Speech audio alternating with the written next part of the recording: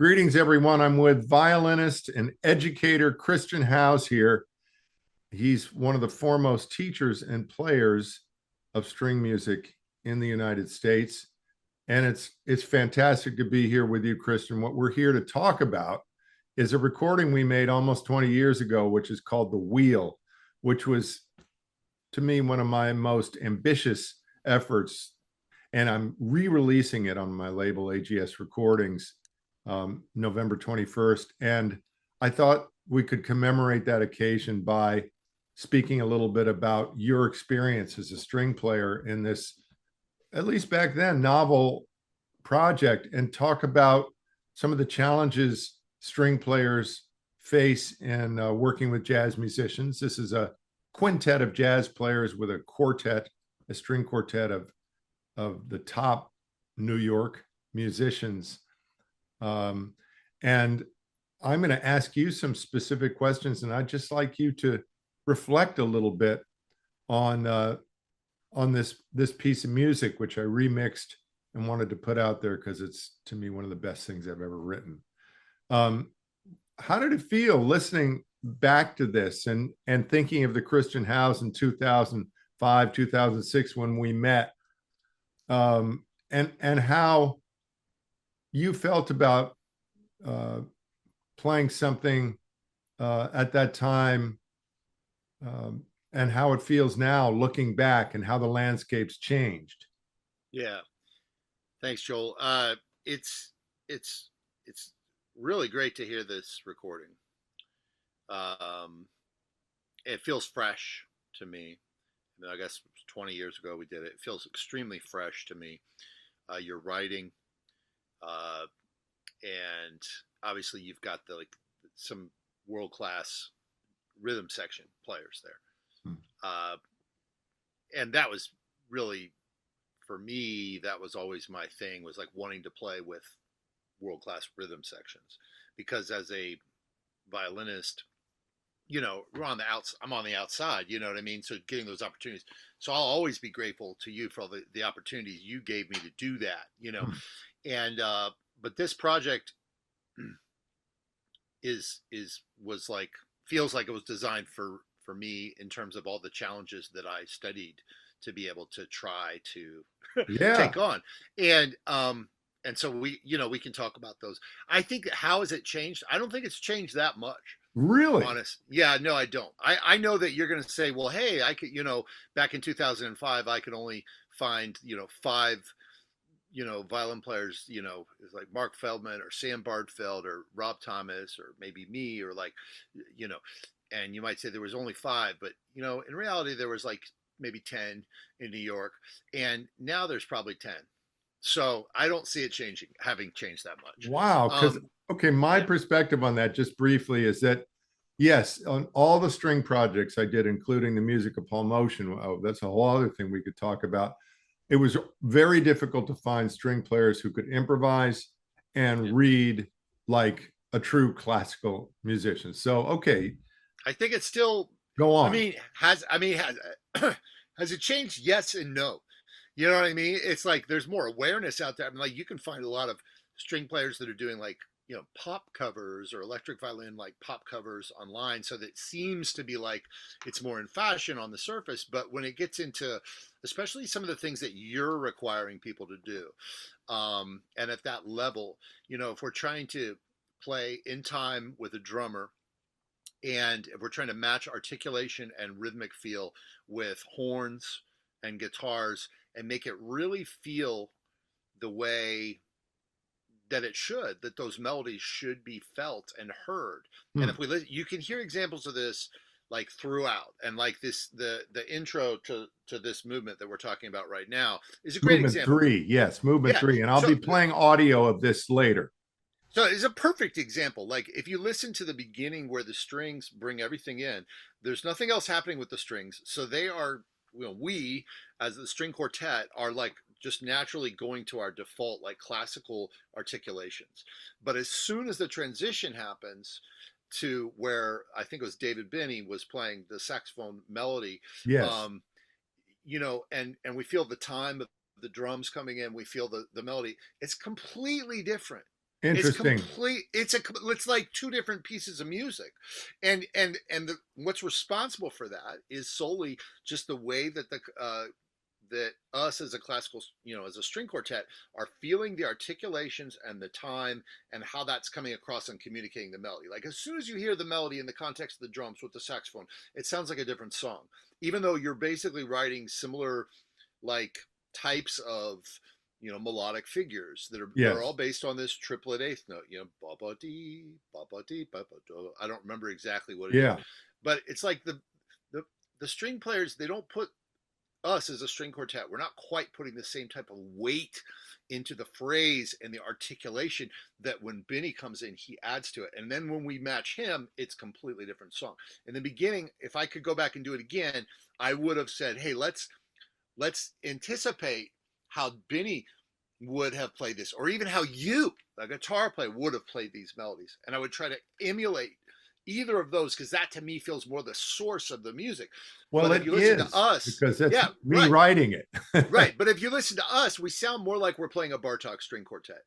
Which is also kind of cool to me. Like I didn't even really notice this, to be honest, as the composer. But now that you're talking about it, I do. But here's the thing. The reason this is, I think, interesting is that this combination of string players oriented to classical music and jazz musicians is something, a lot of people are doing. And I think the inherent challenges in it are something always worth examining from the composer's point of view. And I personally feel close to this project because we took on some of these challenges where the string writing was not at all ornamental or meant to just support the jazz players. It was an entity unto itself where I was writing string quartet music and then adding the jazz musicians. When you're playing with a jazz rhythm section, it sounds like the instrument's almost feeling different in your hands and the way you're attacking the notes.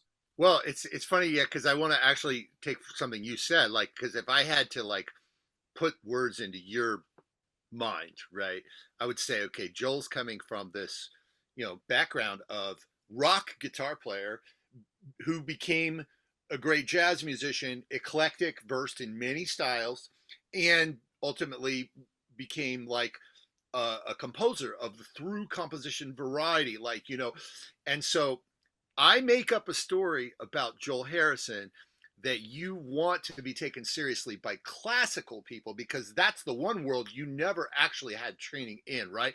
And I'm the opposite. I take it the most seriously, like, what comes natural to you. And so I have to interrupt and say, yes, I actually did study classical composition a lot. Okay, but you didn't spend time as a player. Right. No. I played classical guitar as a kid, but that's not anything like playing in a string quartet. Yeah. I never had to sit there in a classical ensemble and, look at a conductor growing up or figure out how to match my articulation with you. Exactly. And I remember you yelling at me, going, no, we got an ensemble. We got to play together. You got to watch me. Well, when it calls for that, right? Like when it calls for those classical kind of things, but no, totally. I didn't mean it that you weren't trained as a classical composer, because I do think that you're able to, as a composer, go into so many terrains. But I think that we're, part of the dialogue, why it's interesting is because I feel that a lot of times you're like at the beginning of this quartet, maybe this movement 3, maybe you do want it to sound classical, but maybe part of that is because you want to be regarded and as someone in that world, in the same way that I want to be regarded as somebody who can, match the horns and play with the feel with the drummer. And so, that's part of why I think it's really, just interesting. Yeah. So, to me, when I wrote this music, it seemed that it was, different in that it touched on so many different types of American music, and it required some sort of knowledge of fiddle music. It required a deep classical ability. It required, in yours and Todd Reynolds' case, the ability to solo over changes. And you're telling me that 20 years later that there still aren't that many people who can traverse all this terrain. That's what I'm saying. I'm saying that it's like it's become more fashionable to talk about it, and there's more awareness of it, but I think especially at the deeper levels, it takes a real willingness to kind of suffer and put in the time to cross over into a different musical cultural world.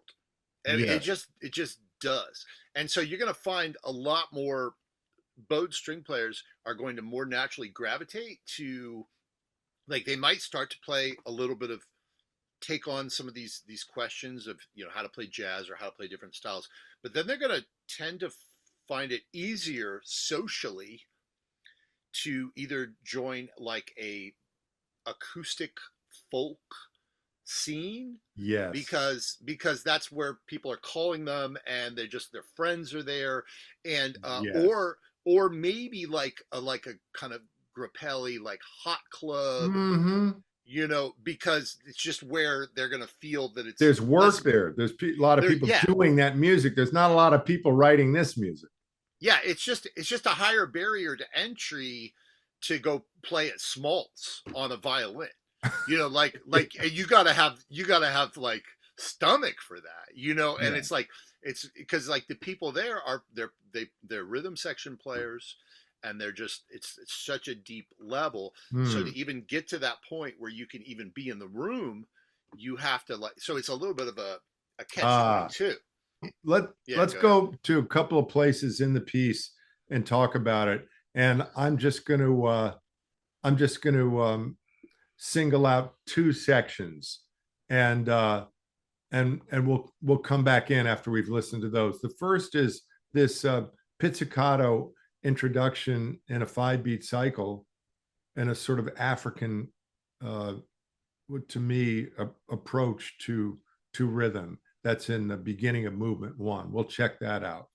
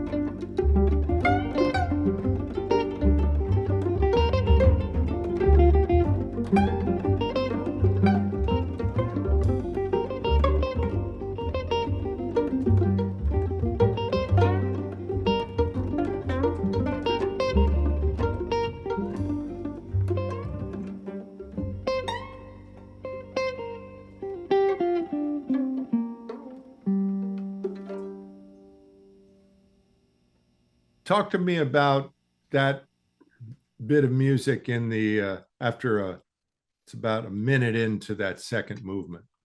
This is a great example of the rhythmic, language that the jazz musicians, or I guess in this case African musicians, you internalize, especially related to the triplet. And so, ga ding ga ding ga tika ga ga ga tika ga ga ga ga ga ga ga ga. These are some of the hardest like rhythms, or I would say most unfamiliar rhythms for classically trained musicians to internalize. And I think classical musicians, like I usually refer to this in a lot of my teaching about like how how your dominant right hand or and less dominant left hand. And so it's like duple for classical musicians is comfortable. Triplet is like completely like forget about it. It's like me trying to throw baseball with my left hand. Really? And so absolutely. And so like what you put here where the drums are, the whole band, everybody in the band are creating this tapestry based on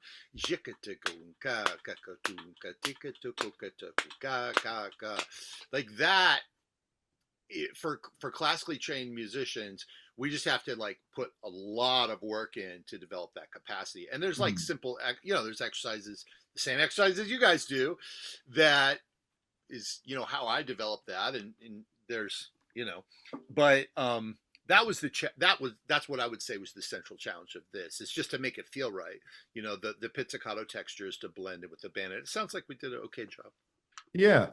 Well, that's interesting because I sort of take that rhythm for granted at this point as something people know because jazz musicians are pretty good with it these days.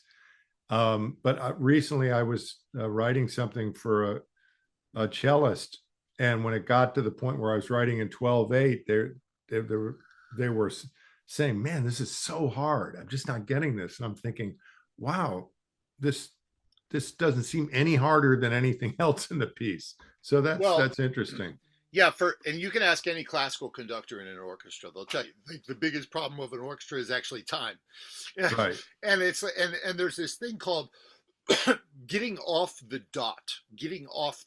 So if you have let's say in this case you have a dotted quarter note followed by a tie and then 2 eighth notes, like a rhythm like this. 1 2 like orchestras would always be late coming off the dot. They would do like they'll always be late because they're not really subbed up right. And especially with the bow, there's extra issues with that where like you really have to attack, as opposed to, which is so the fact that string players are like ambiguously attacking the beginnings of notes and swelling into notes, like you really have to overcome that and be like, no, I'm playing, it have to be more clear with the bow in the same way maybe that a singer or maybe a horn player would have to do as well. All right, well, let's go to movement 5 now. It's funny, when we were prepping this meeting, you listened to this and you asked me, is this notated or is this just how many string players are playing? And the fact is, it's a free improvisation that I asked you and Todd Reynolds, the other violinist, to do to introduce movement 5 of the piece, which is a barn burning episode in the music that starts fast and gets even faster. So I thought this was an amazing, it was your first take, and I thought it was an amazing example of 2 improvisers who are also able to play classical music, introducing a piece with their own, on the spot creation. So let's listen to that and then you can talk about it.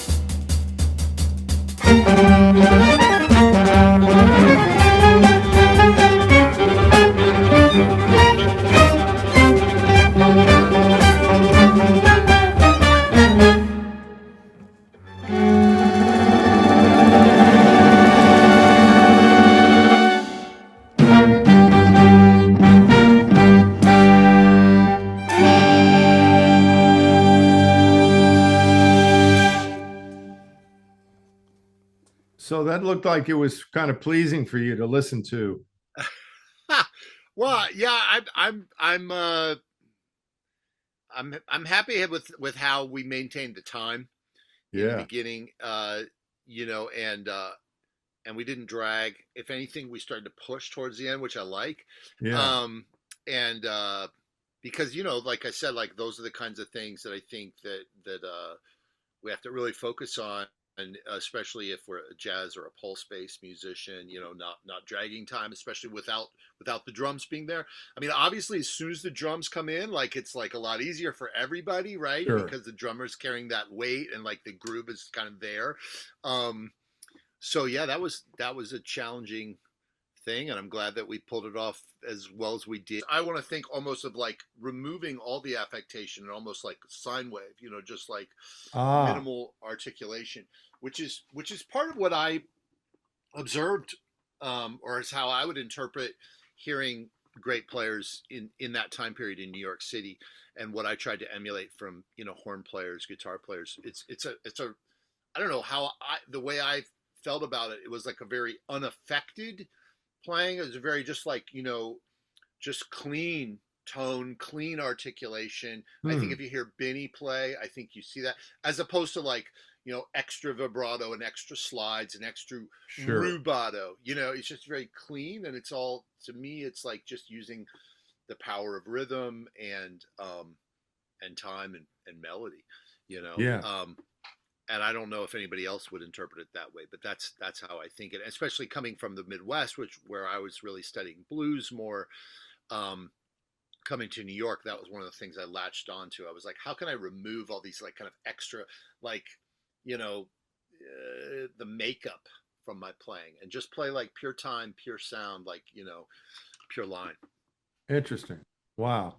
So in your travels around the country teaching and stuff, would you confirm what I'm saying that there's not a lot of people asking string players asking you to do this type of thing?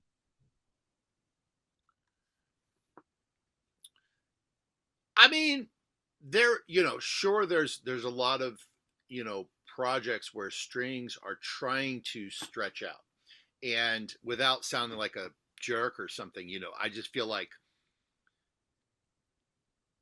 you know, it's kind of like the conversation we've been having, you know, for you and I for 25 years.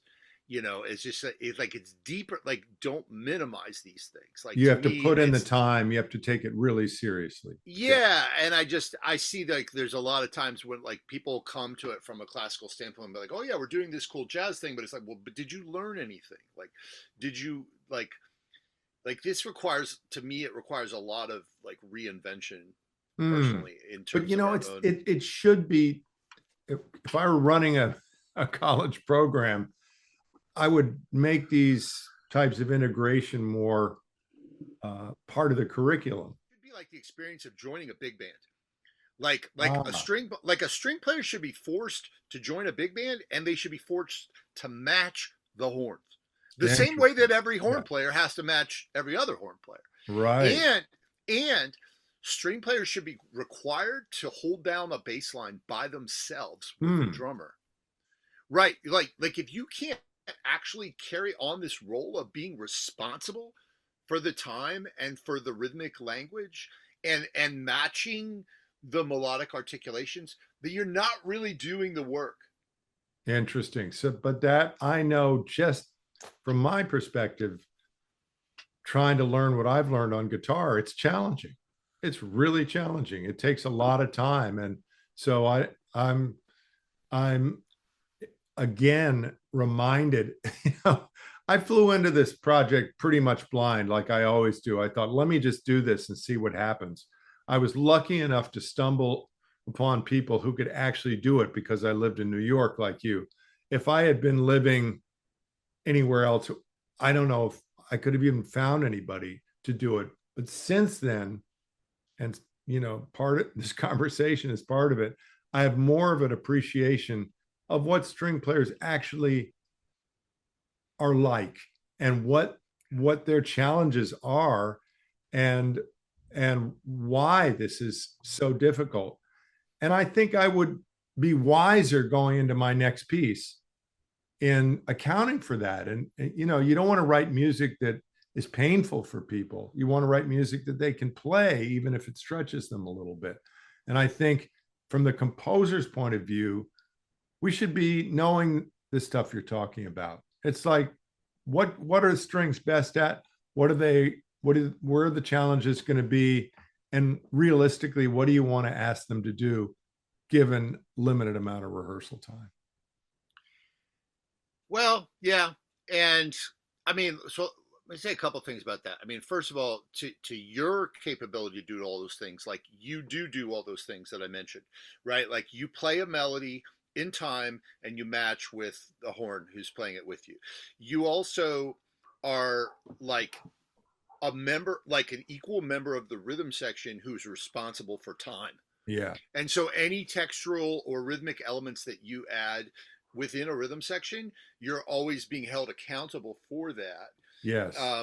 You know, and if you needed to hold down like a groove, like a bass groove or something like that, and be responsible for that time while the drum solo was happening or while other people were doing, like you can do that. Yeah. So those are things that string players, I believe, should be required to do. And if I were in your shoes and you were writing for the string players, now there's one thing that would be helpful for composers, and but also I think string players should learn this themselves, which is to have bowings that are conducive to play certain rhythms in the same way that like maybe articulation markings for a big band or you know slurs for horns, you know. But strings should take that on themselves because it's not going to be Joel Harrison's job to know how to bow a part. Like you're going to have to come to somebody like me that can, yes, you know, that can show that. But I think that if you were to write stuff for strings, you would want to meet with them, rehearse, and you'd want to be able to tell them what they need to hear, which is you're not in time. Go get it in time. Or like, here's the articulations, match the horns, you know, or like, you know, like, and then if they're hungry enough for the music, then they should get it together. Or you can cut parts and say, well, that's not working, so we're going to leave that out and we'll give you this other part. That's how absolutely.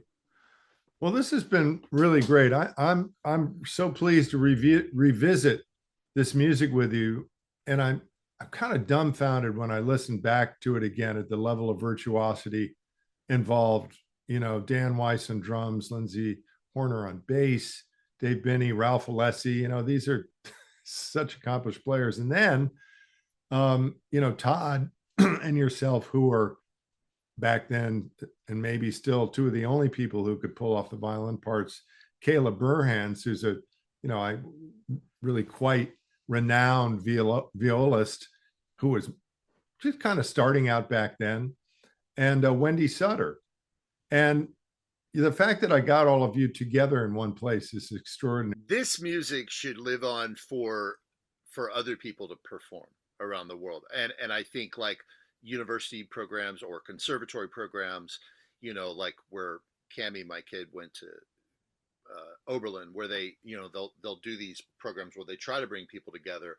Like they should be able to buy the sheet music for the wheel, because this can be music that can be performed and workshopped and a great learning opportunity and expressive vehicle for decades to come. No, man, thank you for putting in all the extra work again to get that, because like I'm really glad you did, Joel. It sounds awesome. Yeah. Great. Congrats. Hey, thanks for having the convo, Chris. Really appreciate it. Thank you, brother. All right.